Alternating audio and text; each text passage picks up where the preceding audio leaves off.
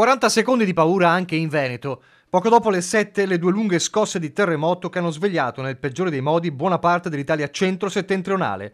Nella nostra regione tensione soprattutto nelle province di Padova, Venezia e Vicenza, con il tremore intenso di oggetti e mobili, riflesso delle scosse che avvenivano nelle Marche.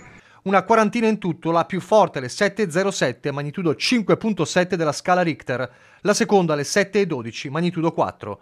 L'epicentro del sisma è stato registrato in mare a 21 km a nord-est della costa pesarese, a circa 8 km di profondità al largo dell'Adriatico.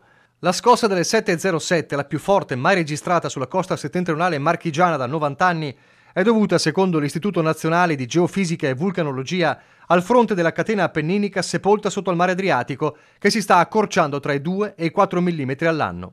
Il panico, scattato in diverse città delle Marche, con gente in strada impaurita dal sisma, ha spinto a un controllo immediato di eventuali danni a persone ed edifici, a partire dal sopralluogo aereo dei Vigili del Fuoco. Esito fortunatamente negativo, le scuole comunque sono state chiuse per precauzione e il traffico ferroviario sospeso. Molte sono state le telefonate dei cittadini veneti preoccupati ai Vigili del Fuoco, ma nel nostro territorio non risultano danni, spiega l'assessore regionale alla protezione civile Giampaolo Bottacin, che a nome della regione lancia un messaggio alle Marche. Esprimiamo totale solidarietà e vicinanza per il terremoto che ha fatto tremare un territorio che ancora porta le ferite della recente alluvione. La regione, conclude Bottacin, è disponibile, come ha sempre fatto, qualora ne nascesse il bisogno, a inviare in loco come supporto i volontari della protezione civile e i dipendenti pubblici abilitati alla verifica della tenuta statica degli edifici.